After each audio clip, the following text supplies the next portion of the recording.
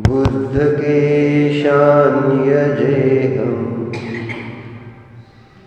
सुगतमगधरं वा वागधीशं शिवं वा जितभवमभिवन्दे भासुरं श्रीजिनं वा। मिथ्या ज्ञान रूपी अंधकाराद्वारे हा मूर्ख जीव या संसार रूपी समुद्रामध्ये परिभ्रमण करतो आहे। तिथं मध्ये कोण बसणार आता दोघांचे मला सांगा, कसं बसणार? बसताना जरा शिस्तीत बसलं तर बरं नसतं का? कुठंही वाटेल तिथं आपलं जागा मिळेल तिथं पाय पसरायचे, याचं नाव संसार आहे। शिस्त असावी माणसाने।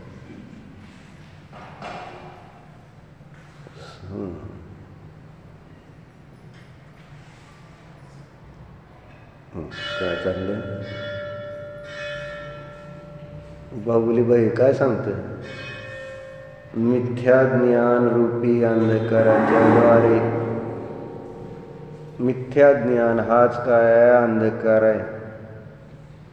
आपल्याला फक्त सूर्य मावळल्यानंतरचाच अंधकार माहिती आहे। जड अंधकाराचीच आपल्याला प्रतीती आहे, परिचय आहे।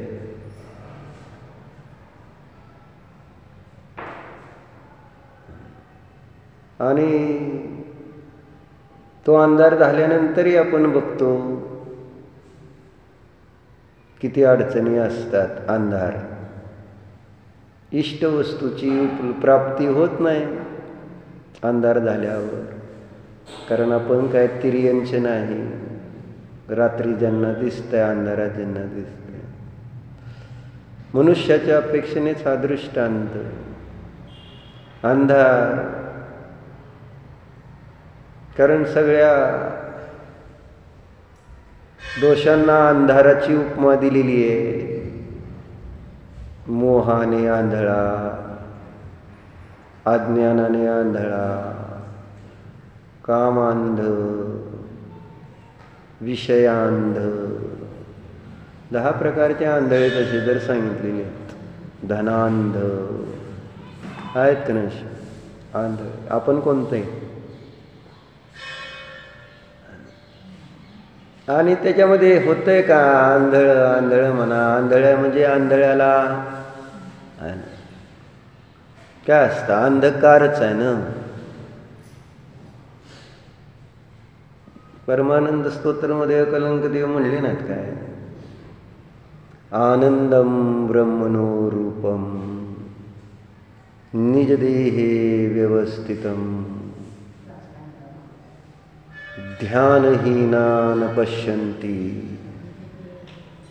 जात्यांधाय भास्करम। काही म्हणायचं का? पुढं बसा राजकुमार, माग का बसताय? इथं शेजारी बसा, इकडं कशी पलीकडे गेलं की झोपायला मोकळं असं आहे ना?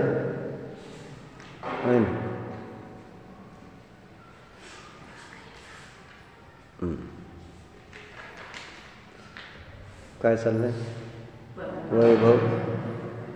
काय सांगतो? आनंदम ब्रह्मणो रूपम निजदेहे व्यवस्थितम।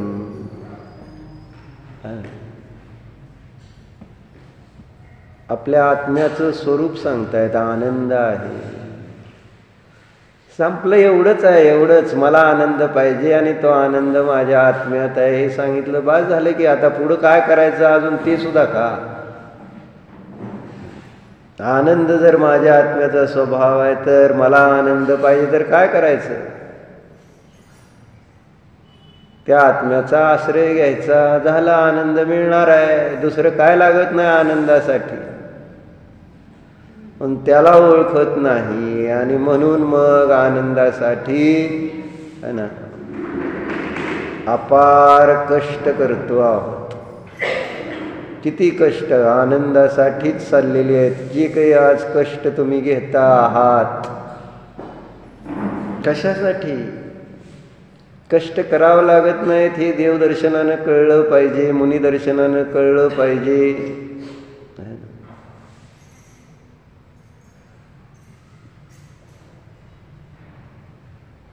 का नको? आनंदासाठी कष्ट करावं लागतेत का महाराजांना? काय कष्ट करतेत महाराज? साधा आहे पण लक्षच द्यायचं नाही. काय मग काय ते कष्ट आहे? त्याला कष्ट म्हणलंय का? ते तुमच्यासाठी कष्ट आहे, कारण तुम्हाला असंयम प्रिय आहे ना. राजा काकाला विचारा, दुकानदारी त्यांना, तुम्हाला पण विचारतो, तुम्ही पण बसतात की यश लाईफस्टाईल तुमचं बी आहे. दुकानदारी करण्यामध्ये कष्ट आहे काय? पैसे मिळवताना कष्ट वाटले? दिवाळीत बसला का नव्हता? पैसे येत होते का नव्हते? त्यास कष्ट वाटत होतं का नव्हतं? का हो बाबले? पैसे येताना जेवण नाही, दाखवायचंय माल आहे ना, दाखवलेला तो घड्या घालायचा आहे, नवीन दाखवायचा आहे. काय दिवस कितीला उगवतो आणि कितीला मावळतो, रात्र दिवस काय फरक राहिला होता का? खाणं पिणं सगळं विसरून. आणि किती कष्ट वाटलं आम्हाला ती करताना?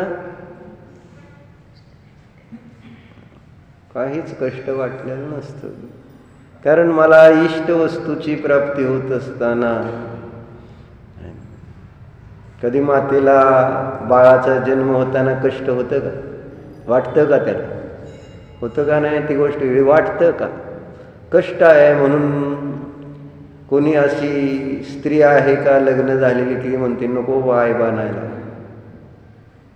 आहे ना, फार कष्ट आहे, फार दुःख आहे, असं तिला भाव होतीत काय? नाही. माहिती आहे तसं मुनींना कष्ट नाही आहे. तप म्हणजे ती तुमचं अज्ञान आहे. तुम्हाला ते तप म्हणजे शरीराला दुःख देणारी गोष्ट असल्यामुळं ते कष्ट वाटतं. कारण अज्ञानाने मी शरीराचा आनंद, शरीर तो माझा आनंद मानलेला आहे. शरीराला जो आनंद तोच मला माझा आनंद, आणि त्यामुळं शरीराला जे दुःख ते माझं दुःख, अशी आपली मान्यता आहे. म्हणून जेव्हा शरीराला कष्ट होताना दिसतात तर अज्ञानीला दुःख वाटतंय, असं दुःख त्यांना होतं असं वाटतं. मोही जीवांना ते दुःख आहे असं भासित होतं.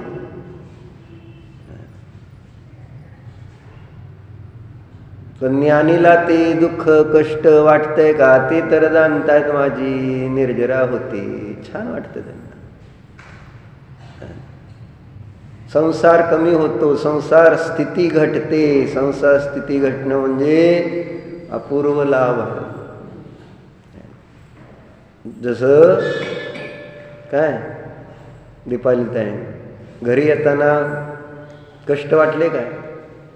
जवळ येत होतं तर कमी कमी होत होतं ना अंतर घराकडचं. येताना छान वाटत होतं ना, आता घरी घरी गेल्यावर निवांत, असं एक व्यवहारात दिसतं. स्थिती, संसार स्थिती कमी होणं याच्यासारखा दुसरा ज्ञानी तेव्हा पिढे वाटतो. आणि तुम्ही केव्हा पिढे वाटता? भजनात म्हटलं का नाही? पुत्र जन्मता वाटिती पेढे, गौरव करती सारे वेडे. दुरुनी डोंगर साजे जैसा, मृगजळाचा भास असे. हा मृगजळाचा भास असे. तू जगात येता हास्य दिसे. पर अंत समय हे रुदनसी. काय केव्हा पिढी वाटली तुम्ही? पुत्र जन्मता वाटे. अभिषेक जन्मल्यावर पिढ वाटली का नाही? हा,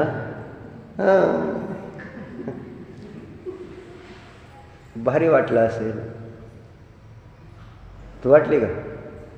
वाटली का? वाटली. आता मी सुरक्षित झालो असं वाटतंय. सुरक्षित झालो का ताप आलाय डोक्याला माहित नाही. पुत्र हा पहिला शत्रू सांगितलेला आहे. पुत्र शत्रू सांगितलेला. सगळं पैसे घेणार, तारुण्य घेणार आणि कष्ट देणारा तो पुत्र. बरोबर आहे का? अमृत काका लक्षण माझं नाही, सर्वज्ञ देवाचं आहे. मला वाटेल की हे केवली श्रुत केवली सांगतोय. आत्मानुशासनमध्ये लिहिलेलं आहे ते सांगतोय. तुम्ही माझ्याकडे म्हणजे मी माझ्या मनाचं काय नाही सांगत. भारी वाटतंय, भारी वाटतंय. हे पोरगा जन्मला, पोरगा. बरं मग पुढं काय? म्हणून त्यांनी तिथं दिलं गौरव सा करती सारे वेडे. आहे ना. दुरुनी डोंगर साजे जैसा मृगजळाचा भास असे. लांबनच डोंगर चांगले वाटते, जवळ गेल्यानंतर ते चढायचं आहे म्हटल्यावर कळते का हा तो डोंगर म्हणजे. बरोबर आहे. नसं ज्ञानीला कशात आनंद वाटतो? ज्ञानी केव्हा पेढे वाटते तर नाही. केव्हा वाटतो अभिजित? केव्हा वाटतो ज्ञानी पेढे?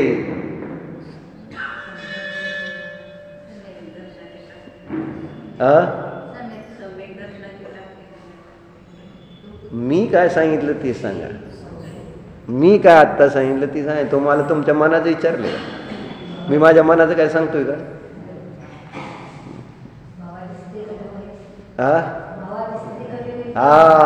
हे बरोबर आहे शाहू काकीचं. संसार स्थिती घडली जेव्हा तेव्हा ज्ञानीला आनंद होतो. खरं तर आनंदाचं कारण संसार कमी होणं आहे. आणि तो संसार कमी कशाने होतो? पियुताय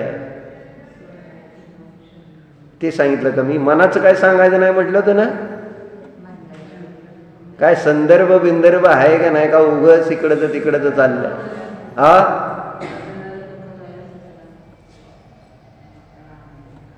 निर्जरा तपाने ज्ञानी जेव्हा निर्जरा करतात आणि कर्माची निर्जरा होणं हीच संसाराची स्थिती कमी होणं आहे. आणि ती कमी होणं म्हणजेच आनंद आहे ना. आनंद आनंद काय म्हणतो आपण?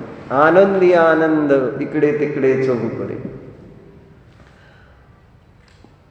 कर्म कमी झाले ना. कर्माचं ओझं कमी झालं. तुमच्या डोक्यावर 50 किलोचं ओझं घेऊन तुम्हाला चालायला लावलंय आणि डोंगर चढायला लावलाय त्यात. मग त्याच्यातलं थोडं ओझं कमी केल्यावर तुम्हाला बरं वाटेल का? त्रास होईल. अरे माझं ओझं का कमी करतं? काय राजा करू का ओझं कमी? तुमचं करायचं का आपल्याला ओझं कमी? मग परिग्रह सोडा असं म्हणायचंय मला. परिग्रहच त्या ठिकाणी ओझं आणि ते ओझं बाह्य परिग्रहाचं नाही तर मूर्छेचं ओझं आपण वाहतो आहोत. जड झालंय. आता थोडंसं मी काढून घ्यायला लागलो आहे ना तर तुम्हाला बरं वाटेल का? त्रास होतोय, वाकलाय, दुःख होतंय ते वाहताना. आणि म्हणून वर्णीजी तर नेहमी उदाहरण देत आहेत मिरची खाणाऱ्याच. लाल मिरचीचा ठेसा खाताना तिथं होतं काय?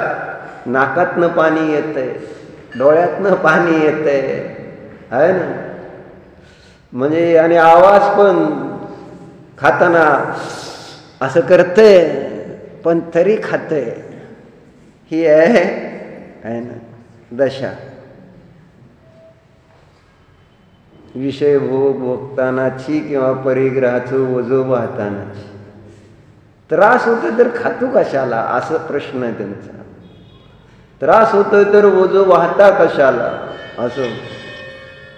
म्हणून ओझं कमी करण्याचं कार्य बनत आहे तप करताना, म्हणून त्यांना त्या तपाने कष्ट होत नाही. कळलं का? काय कष्ट होत नाही. तुम्हाला कष्ट होतं, त्यांना होत नाही. कारण ते जाणतात की हे तप निर्जरेचं कारण आहे, म्हणजे संसार कमी करणारं आहे. त्यामुळं ज्ञानीला त्या तपाचा त्रास होत नाही, ज्ञानीला तर आनंद आहे.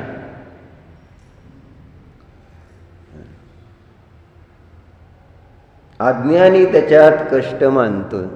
बरोबर. चर्चा कशावरून निघाली आपली ही सगळी? आंधळे आनंदम ब्रह्मनो रूपम निजदे. आंधळे अनेक प्रकारचे अंधकारावरून निघाला हा विषय. अंधकार, दुःख, व्यवहारातला अंधकार दुःखदायक आहे. तर मग म्हणजे जड अंधकार सुद्धा आम्हाला दुःख देतो, तर अज्ञान अंधकार, मोह अंधकार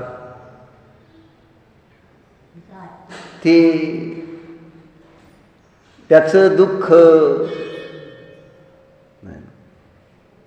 त्या बाहेरच्या अंधारापेक्षा कितीतरी जास्त आहे. बरोबर आहे का? पण कळलं तर ना, कळलं तर. बाहेर अंधार झाला, लाईट गेली, रात्री दुकानात बसताय, काय करणार? आणि इन्व्हर्टर बंद पडलं, राजा काका, काय होणार? कधी एकदा लाईट येते, काय करा? बरोबर, म्हणजे लाईट लावण्यापाठी, लाईट म्हणजे प्रकाश करण्यासाठी किती धडपड असते आमची तेव्हा.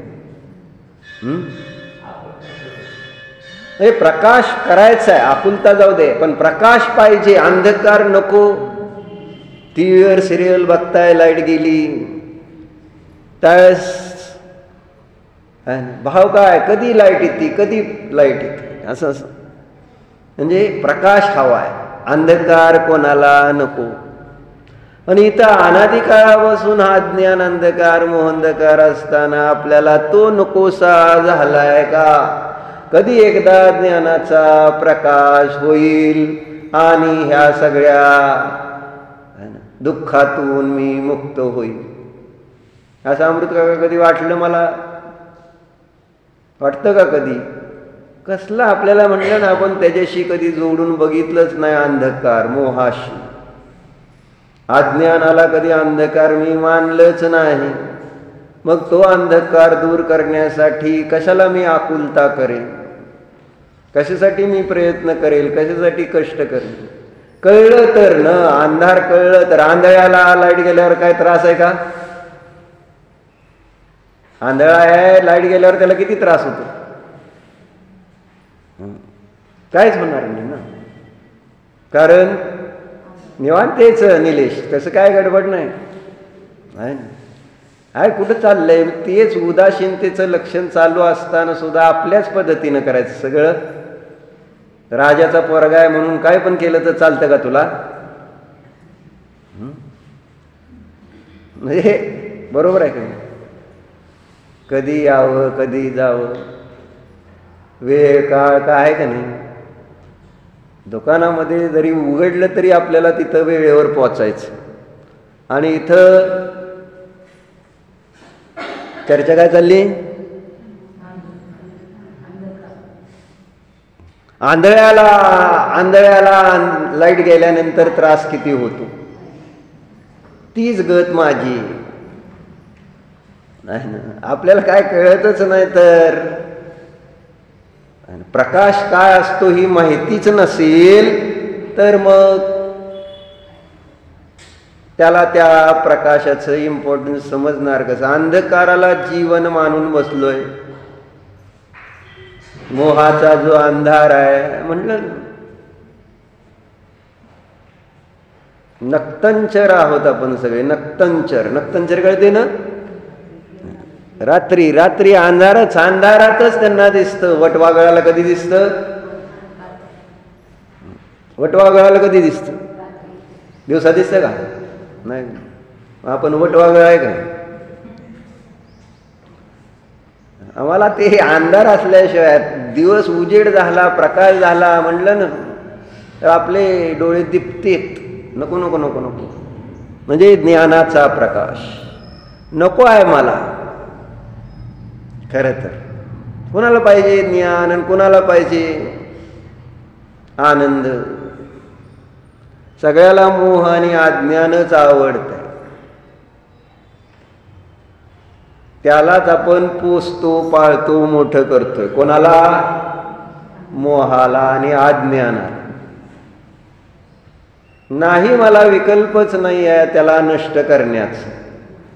ज्याला विकल्प आहे तो शास्त्र आहे ना. म्हणून आजचं वाक्य काय महाराजांचं? तत्व विचार करा, शिक्षणाशिवाय धर्म ग्रंथ समजणार नाहीत. काय दीपाली साहेब? आणि काय पुढं काय वाक्य? त्याचे वाचन मनन केल्याशिवाय धर्माचे मर्म समजणार नाही. कोण इथं मर्म समजून घेण्यासाठी आलंय सांगा? धर्माचं मर्म मला समजलंच पाहिजे असं कोणाकोणाची भावना असते. काय हा धर्म? जिज्ञासा तर आहे का? का असतो हा धर्म? कशासाठी करायचा धर्म?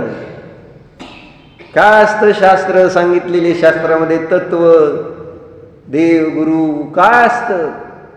कधी जिज्ञासा ठेवून समजण्याचा प्रयत्न केला असता तर संसार संपला असता. कधीच नाही.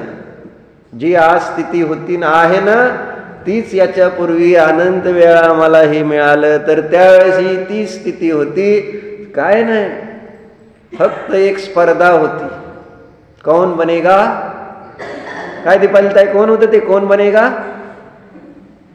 कोणत्या स्पर्धेला गेलता?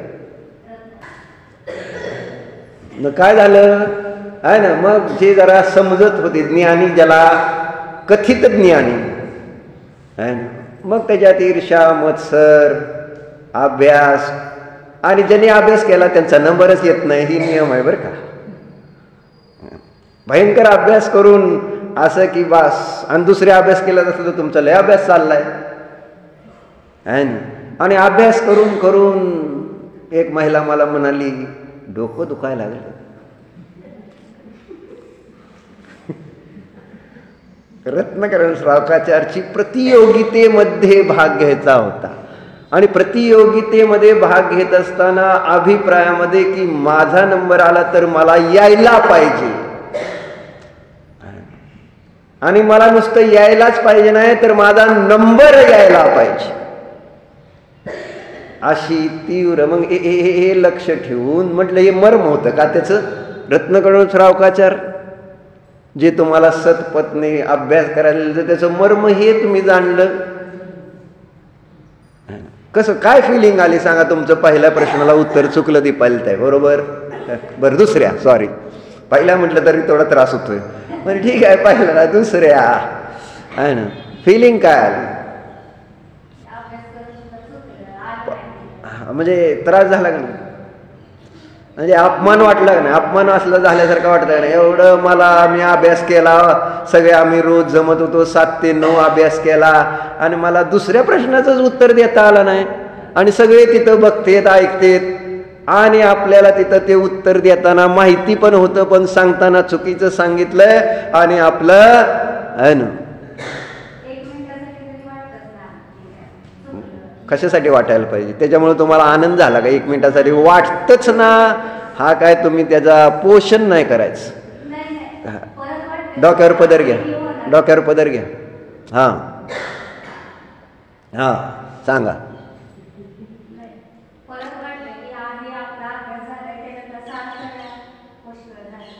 आता मानावंच लागेल. आता दुसरं काय पाहतो आता ते आता करणार काय, परत तर चान्स नाही. मग आता ते कुठेतरी समाधान मानून घ्यावं लागतंच की शेवटी.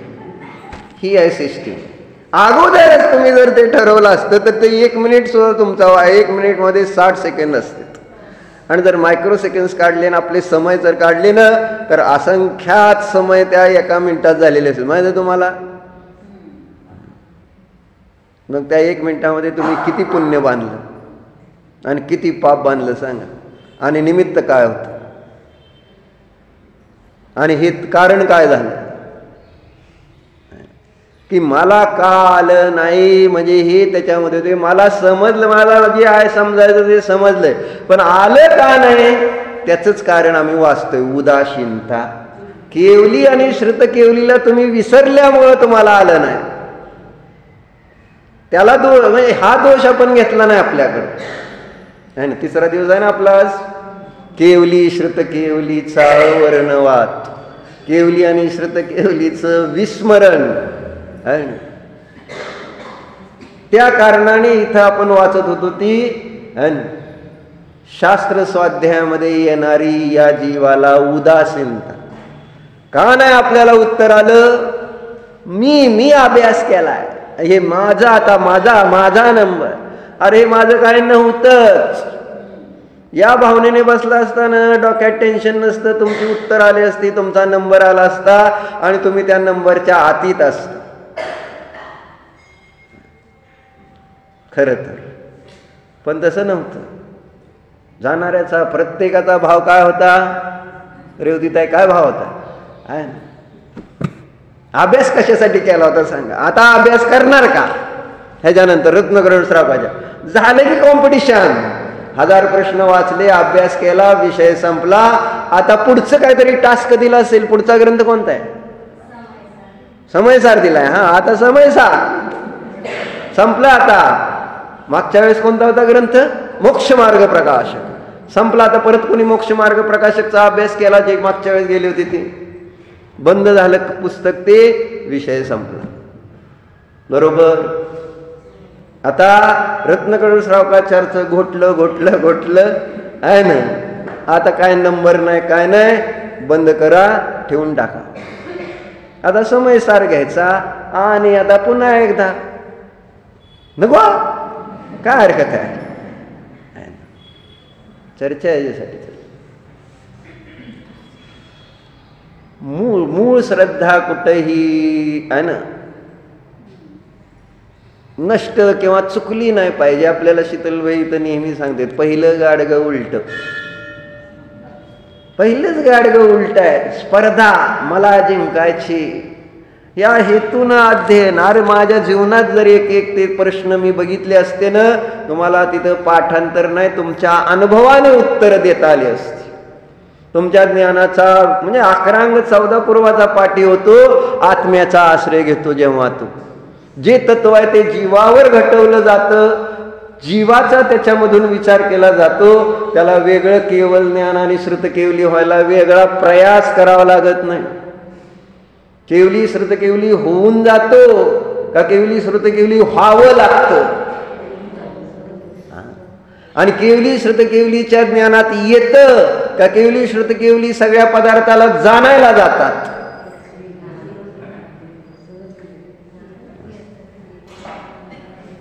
आपण बघितलंय किती वेळा. दर्पण तलईव सकला प्रतिफलती पदार्थ मालिका यत्र. कशात आले ते? काय प्रमेय? पुरुषार्थ सिद्धी उपाय. हो हा, तज्जयती परमज्योती. प्रमेय कमल मारताना कुठनं काढलं एकदम त्याच्यामध्ये येतं आपल्या रत्नगण श्रावकाचार्यचं मंगलाचरण. यद्विद्या दर्पणायते. झळकू द्यायला पाहिजे, पण मी झळकू दिलं नाही. माझा प्रयत्नच उलटा होता, म्हणून म्हटलं गाडगं पहिलं उलट. आणि मग माझा पुरुषार्थ काय चाललाय? त्याच्यात भांडी बसवाय म्हणजे पाणी भरायचं. उलट्या घागरीत पाणी भरेल का? सरळ करा. असं आहे ते. चर्चा काय? चर्चा कशावर निघाली होती अभिजित? म्हणजे आपल्यामध्ये असलेली ही मूर्छा आहे ना, तो एक आहे ना, शास्त्राचं तुम्ही ओझं घेऊन गेला तर ओझं, शास्त्र एक ओझं झालं होतं, त्यामुळं त्या ओझ्याच्या म्हणजे दाबाखाली तुमचं ज्ञान त्या ठिकाणी सगळं नष्ट झालं. ओझं नका, तो स्वभाव आहे, ज्ञान स्वभाव आहे हे सांगायचं. आनंद स्वभाव आहे, त्याच्यासाठी वेगळं काही कष्टच करावं लागत नाही राजाला. परंतु म्हटलं ज्ञानच मिथ्या आहे, ज्ञानच उलट आहे. आणि त्याचं कारण आहे, कधीच आपण शास्त्राला आल्यानंतर तत्व काय आहे याच्यावर विचारच करायला तयार नाही. शास्त्राला येतोय आम्ही, शास्त्र ऐकतोय, पण विचार किती केला जातो या शास्त्रामध्ये सांगितलेल्या तत्वांचा. आणि विचारचा अर्थ आपल्या जीवनामध्ये त्याचा जीवनाशी काय संबंध, मला काय याचा लाभ काय, याचं प्रयोजन काय, या दृष्टिकोनातून मी कधी धर्म करतोय का पियुष पाहुणे? ठीक आहे, समजायलाच पाहिजे शास्त्र तत्व, देव समजलेच पाहिजेत असं किती जणांना वाटतं सांगा दीपक? जर समजायलाच पाहिजे तर वेळेवर आलो असतो आपण. आणि समजलं नाही, समजलंय, काही प्रश्न विचारले गेले असते आपल्याकडनं की नेमकं काय, कसं आहे, काय करू हे व्यवस्थित समजण्यासाठी. नाही, मला पक्क माहिती आहे ना, धर्माचं मर्म दुःख आहे, कष्ट आहे, अशांती आहे, आणि माझ्या शरीराला त्रास आहे, बरोबर आहे, बुद्धीला त्रास आहे. हे मी धर्माचं मर्म माझ्या श्रद्धेत बसवलं. डॉक्टर प्राय आमच्या सगळ्याच्या श्रद्धेमध्ये बसलेलं हे असतं. म्हणून मग म्हटले ना, ती महिला काय म्हटली, माझं अगदी डोकं दुखायला लागलं, पित्त वाढलं, झोप नाही. कधी? आता झोपले असतील जाऊन शांत. आता झोप लागली ना तुम्हाला चांगली. एक आता जसं मुलं म्हणून तर जेव्हा परीक्षेच्या अगोदर आणि परीक्षा संपल्यानंतर काय करतात मुलं? Party, enjoy. हे संपलं, एक ओझं होतं, आता मला काम नाही राहिले. बरोबर. आणि जोपर्यंत तिथं परीक्षा आहे, परीक्षा आहे, परीक्षा आहे, परीक्षा आहे, आणि मला अभ्यास करायचा आणि त्याच्यात लिहायचंय, तोपर्यंत किती त्रास, झोप येत नाही. ओझ हेच आहे. धर्म म्हणजे एक मला ओझ वाटतं की नाही, आपण आपल्याला सांगाय बघायचं. मी म्हणतो म्हणून तुम्हाला ओझ आहे असं तुम्ही मान्य करणार नाही. मान्य करणार काय पियुताय? धर्म ओझ आहे म्हणून तुम्ही काय म्हणा? नाही नाही, आम्हाला नाही. मग दाखवू का ओझ करून सिद्ध? डेमो माझ्याकडे असतेच लगेच. घेऊ का ओझ करून सिद्ध? ओझ आहे का नाही खरं खरं सांग. बोललं तरी पंचायत आहे ना. धर्म हे ओझ आहे का नाही बरोबर सांग. म्हणलं आपल्याला समजलं पाहिजे की ऍक्च्युली माझी धर्माच्या प्रती काय भावना आहे, कोणती भावना आहे. धर्म ओझ आहे का नाही अमृत काका तुमच्यासाठी?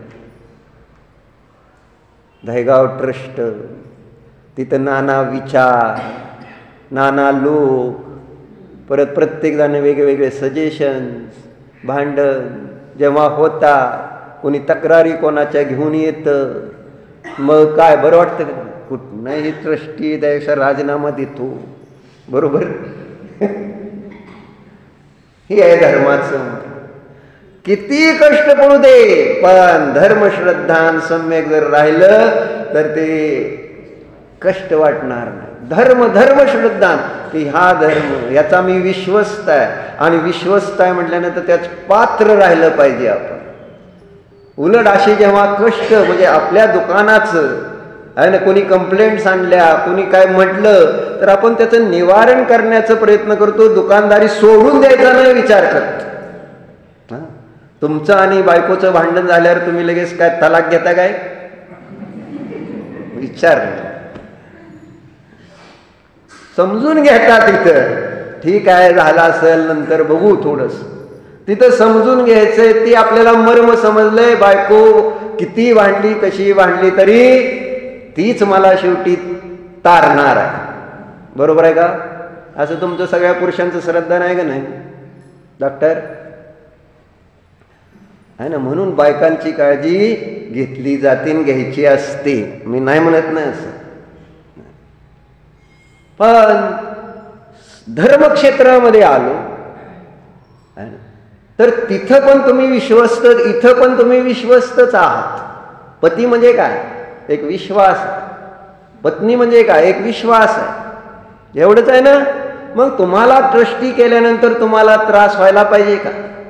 विश्वस्त आहात ना तुम्ही त्या क्षेत्राचे, आणि तुमचे प्राण जरी पणाला लागले तरी धर्माचं रक्षण झालं पाहिजे. कोण काय काय नाही ते महत्वाचं नाही. जो धर्म जसा आहे तसा, जे काय तुमचं लिहिलंय, जे काय पद्धतीने शास्त्र तुम्हाला, म्हणून ट्रस्टी असावे ज्ञानी. नाहीतर कुणी उद्या येणार, काही सांगणार, आणि तुम्ही काही पण करायला तयार करा. असे नाना जीव आहेत, नाना त्या ठिकाणी आहेत. म्हणून जर ज्ञानी असतील ट्रस्टी, तर कोणी येऊन काय वेगळं काय सांगायला लागला तर तुम्हाला समोर त्याच्यावर मांडता आलं पाहिजे की हे असं मी वाचलंय, तुम्ही असं काय म्हणताय. एवढं तर आपल्याला बोलायला यायला पाहिजे का? नको जाऊ दे, नाही तर तुम्ही बघा आणि तुमचं ते ट्रस्ट बघा, माझं आपलं राजीनामा आहे, मोकळं होतो. ही आहे परिस्थिती धर्माची. काय निलेश? धर्म मला कधीही एक आपलं म्हणजे ज्या लहान छोट्या बहिणीला त्याचं जे भाऊ आहे ना, जाडजूड कडेवर घेऊन चालली, आणि तिला जेव्हा दुसरा कोणी म्हणतो की एवढं ओझं कशाला घेतलंय कडेवर, तर ती बहीण म्हणते ती तुमच्यासाठी ओझं आहे, हा तर माझा भाऊ आहे. असं त्या छोट्या बहिणीने त्या भावाच्या प्रती केलेला भाव, आणि समोरच्याला उत्तर देताना भाऊ आहे, ओझं नाही. तुम्हाला आता थोडे 10 मिनिटात ओझं सुरू होईल वाटायला. ओझं वाटायला वेळ लागणार नाही तुम्हाला, है ना, कारण 9:30 वाजलेले आहेत. म्हटल्यानंतर आता 5, 10, 15 मिनिटं झाल्यानंतर ओझं होईल. इतकं समर्पण पाहिजे. म्हणून म्हटलं श्रद्धेला का शास्त्रात महत्व दिलंय, श्रद्धेला महत्व का दिलंय. जेव्हा श्रद्धा बसते त्यावेळेस काय पण करता येतं आपल्याला त्याच्यासाठी. पण श्रद्धा नाही तर मग काही करणार नाही, आणि केलं तर ते गड्यासारखं केलं जाईल, मोलकरणीसारखं काम केलं जाईल. आणि आम्ही धर्माच्या बाबतीत गडी आणि मोलकरणीसारखंच काम करतो. बरोबर? गडी आणि मोलकरीण कशी काम करतात? मनापासून नाही, त्यांना करावं लागतं, ते त्यांची इच्छा नाही, करावं लागतं. जर न करता सुद्धा त्यांना धन मिळत असतं तर त्यांनी केलंच नसतं. तसं न शास्त्राला जाता, न मंदिरात जाता सुद्धा मला गुड फिलिंग आली असती तर मी ते केलंच नसतं. आणि कधी कधी मी दुबईला जायचं असलं तर ते सगळं बाजूला ठेवलेलं. मंदिर आहे का दुबईला? मग म्हटलं जायचंय का आता? मंदिर दर्शन होणार नाही. बँकॉकला मंदिर आहे का? जायचंय का मग? असा प्रश्न विचारला. असं काय नसतं, मंदिराचं दर्शन रोज करायला पाहिजे असं काय नियम आहे? बरं चला, आजपासून कोणाकोणाला नियम घ्यायचा आहे की देवदर्शन करणार, कुठे काय नसलं देव.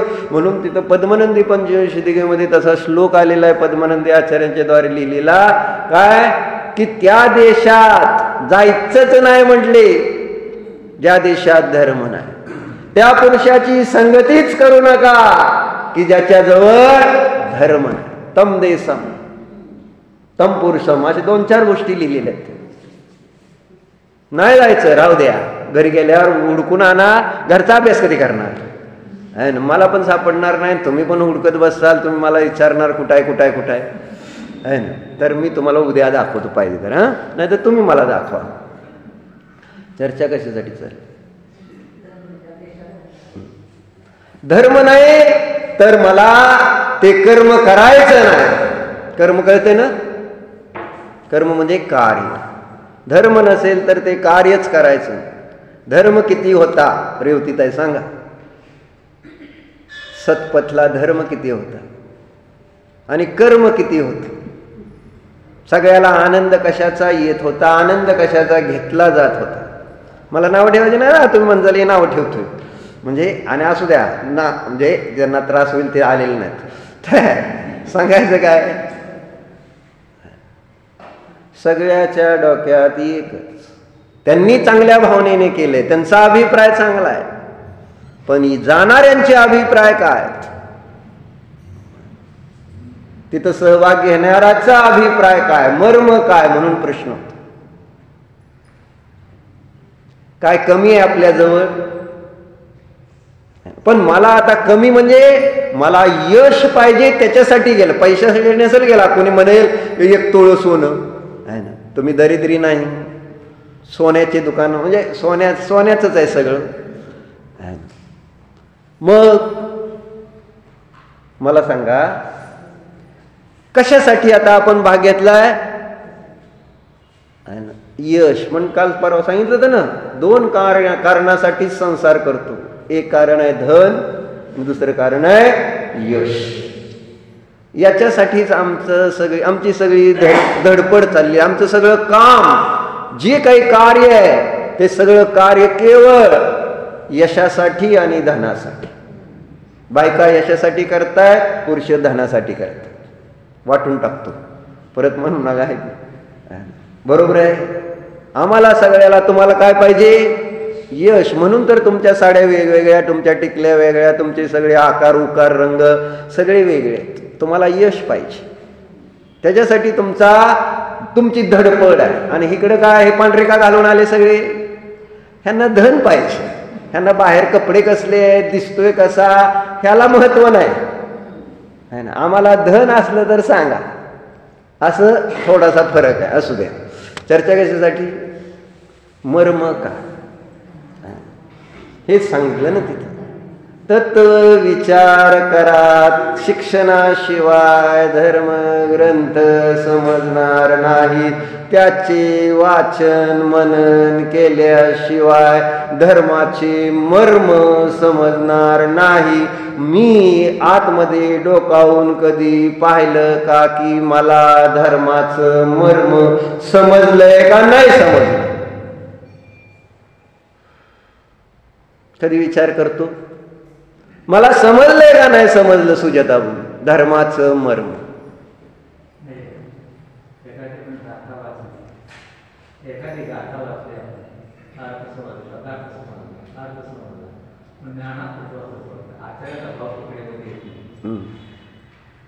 ते सांगतो. केवली श्रुत केवली म्हणायचं त्याला कारण. केवली आणि श्रुत केवलीचा वर्णवाद विनय विस्मरण आहे ना, हे सगळं आहे त्या आहे ना धर्माचं मर्म न समजण्याचं कारण. म्हणून ह्या एक एक क्रमाने गोष्टी आपण वाचत होतो. 2 गोष्टी वाचल्या ना आपण. उदासीनता. उदासीनतेमध्ये कोणत्या 2 गोष्टी वाचल्या आपण? पहिली गोष्ट वाचली की जे आहे ना केवली श्रुत केवलीचा विस्मरण करतील आहे ना, काय होईल मग? त्यांच्या जीवनामध्ये काय होणार? शास्त्र ऐकण्यामध्ये अंतराय उत्पन्न होणार. जे केवली आणि श्रुत केवलीला विसरणार शास्त्र ऐकताना, त्यांच्या जीवनामध्ये काय होतंय तर उदासीनता येते. कशाच्या प्रती? शास्त्राच्या प्रती. आणि ही उदासीनताच मला धर्माचं मर्म समजू देत नाही. कारण अंतराय जर आली तर मला ते तत्व समजणार कसं सांगा? शास्त्र ऐकण्यामध्ये अंतराय कर्माचा उदय आहे, तर मग त्या शास्त्रात सांगितलेले जे तत्व आहेत ते तत्व माझ्या ज्ञानात येणार कधी? माझं मिथ्या ज्ञान रूप अंधकार नष्ट होणार कसा? आणि माझ्या जीवनामध्ये सम्यक ज्ञानाचा प्रकाश होणार कुठून? अंतराय सगळ्यात बेकार आहे. आणि ते अंतराय कर्म उदयात काय येतंय? काय येतंय? केवली आणि श्रुत केवलीचा अवर्णवाद.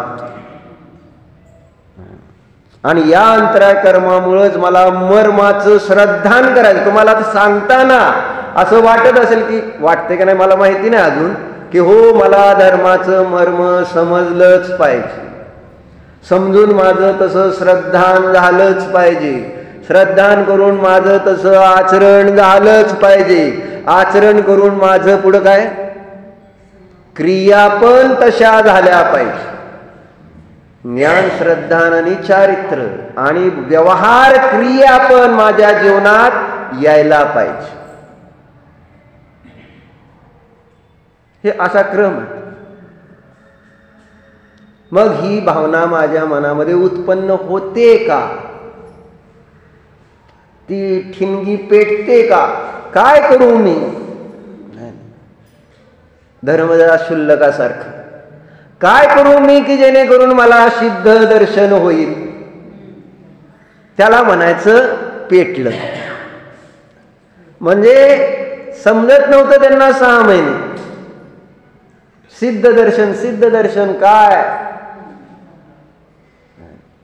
इतकी बेकार अवस्था झाली होती त्यांना, काही सुधारत नव्हतं. 6 महिने परत सगळीकडे परिभ्रमण केलंय भारतात.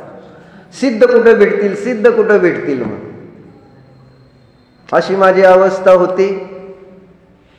आज सांगितलं धर्माचं मर्म आपल्याला कळलंय का नाही हे तपासा. बघा आता तुमचं काय होणार इथनं बाहेर पडल्यानंतर. ठीक आहे, सांगितलंय, ऐकलंय, आता उद्या सांगतील अजून धर्माचं मर्म. म्हणजे मला काय त्याच्यावर विचार करायचं प्रयोजन म्हणजे भासित होतं का. आणि नाही समजलं तर काय फरक पडतोय. ही ही ही ही आहे आपल्यामध्ये पडलेला मान. मान कशा आहे आपल्याला आडवा येतो, अहंकार आडवा येतो. म्हणून एक गोष्ट सांगितली की एक मनुष्य एका फकीराकडे गेला आणि एका साधूकडे गेला आणि तो त्याला म्हणाला की साधू महाराज, आणि मी ऐकलंय की तुम्ही सगळ्यांना देवाचं दर्शन घडवता,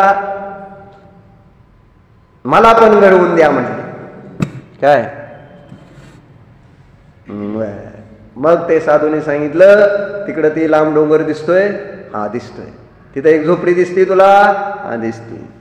जा म्हटले, त्या झोपडीमध्ये आहे ना देव आहे.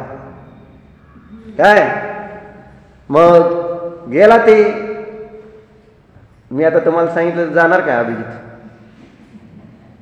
मधुर मिलनमध्येच देव ठेवलाय आहे ना. कुठं ठेवलाय देव, तिथंच आहे ना. मग झालं, तो मनुष्य तिथं गेला. झोपडीला दार होतं, एक दार बंद होतं. दार वाजवलं, कोण आहे, आतनं आवाज. हे काय म्हणला, मी आहे. झालं, थांबला थांबला दार उघडण्यासाठी. दार उघडलं का शोभा काकी, तुम्हाला काय माहित, तुम्हीच उभारला होता बाहेर. दार उघडलं नाही. थांबून थांबून वाट बघून कंटाळून निघून आला. दुसऱ्या दिवशी परत गेला आहे ना. त्याला दर्शन करायचं होतं त्याला, म्हणून परत गेला. परत दार वाजवलं. परत प्रश्न आला, कोण आहे. काय म्हटलं वैभव, मी आहे. झालं, दार उघडण्याची वाट बघत बसला. दार उघडलं नाही. झालं, 1 नाही 2 नाही असे 15 दिवस दीपक झाले. आणि इथं आम्ही सकाळी येऊन दार उघडतोय. तुमच्या माहितीसाठी सांगतो. स्वाध्याय हॉलचा दरवाजा कोणी उघडायला पाहिजे खरं तर, आणि कोण उघडतंय. आणि म्हणूनच ही उदासीनता आपल्याला शास्त्राचं धर्माचं मर्म समजत नाही. पुष्पा 2 चुकू नये सुरुवात म्हणून पहिल्यापासून गेला का नाही तुम्ही निलेश? किती वाजता गेलता? पिक्चर कितीला चालू होता आणि गेला किती वाजता सांग? आणि इथं नाही, बारामतीला गेला होता ना. मग बारामतीला जायचं म्हटल्यानंतर किती तास अगोदर इथून निघाला अभिजितजी? मुंडी का हलो तो किती तास आधी गेला विचारला मी प्रश्न, तर हे उत्तर आहे का त्याचं? हा, सिनेमा कितीला होता? ऐका, 1 निघाल. सिनेमा होता 3 गेले 1 वाजता. शास्त्र कितीला आहे आणि आलो कितीला? असं हे तिथं जर ते चुकलं तर समजत नाही, म्हणून आपल्याला पहिल्यापासून पाहिजे. इथं चुकलं नाही समजलं तर काय फरक पडतो? बरोबर. असं झालं. अमृत काका तो मनुष्य, तुम्ही विसरू नका, ती गोष्ट पूर्ण करतो आहे ना. मग तो मनुष्य तिथं थांबला. 15 दिवस झाले, तिथं दरवाजा काय उघडायला तयार नाही. रोजचा प्रश्न आहे आतनं, काय कोण आहे? उत्तर काय? मग चिडला शेवटी ती आणि त्या साधूकडे गेला, म्हटला कसला तुमचा देव? रोज दार वाजवतोय, विचारलं कोण आहे ना, तर मी सांगतोय मी आहे, तर दार उघडायला तयार नाही. असला देव नको मला. हेच प्रॉब्लेम आहे आमच्या बाबतीत. आहे ना, आम्ही येतो, दार वाजवतो आणि आहे ना ते अहंकार घेऊन. दार उघडेल का? देव उघडेल का? तुम्ही मीपणा घेऊन जर तिथं आला तर तुमचं ते धर्माचं मर्म समजेल का? अहंकार घेऊन जर इथं येणार, मंदिरात शास्त्राला दान देताना, कुठलं संयम व्रत पाळताना जर अहंकार घेऊन येणार तर धर्माचं मर्म म्हणजे देव दिसेल का? साधूने कानामध्ये हळूच सांगितलं त्याला एक गोष्ट, आणि मग तो गेला शेवटी.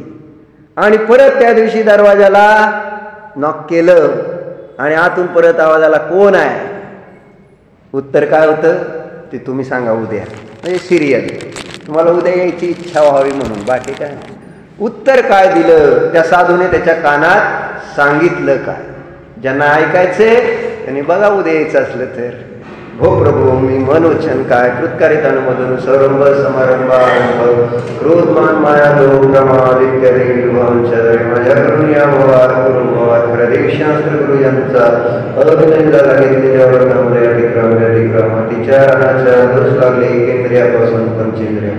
ज्या काही जीवांची हिंसा विरागना झाली स्वाध्याय करीत असताना घडलेल्या या सर्व दोषाविषयी मी पश्चाताप व्यक्त करून क्षमा मागतो. देवाने सर्व दोष मिथ्या मी माझ्यामध्ये राहू. या सर्व दोषाविषयी मी प्रायश्चित्त करू.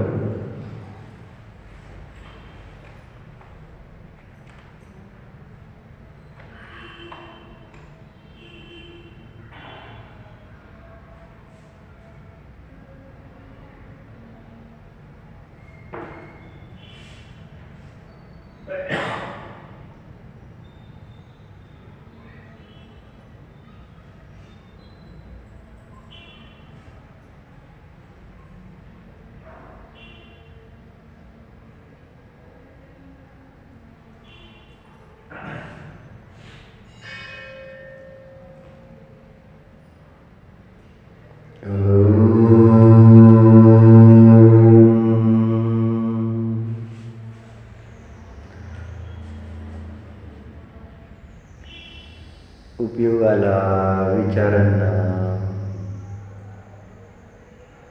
स्वसन्मुख करा. या देह देवालयामध्ये विराजमान असणारा चेतनमय परमात्म्याचे दर्शन घ्या. हा मी चेतनमय ज्ञानदर्शन स्वरूपी परमात्मा आहे.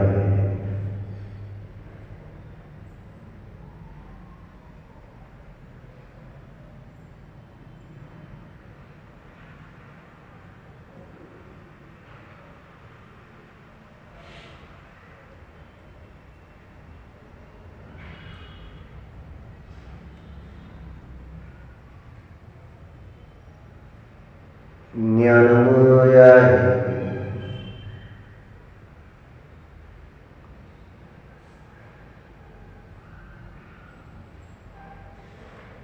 चेतनमय आहे.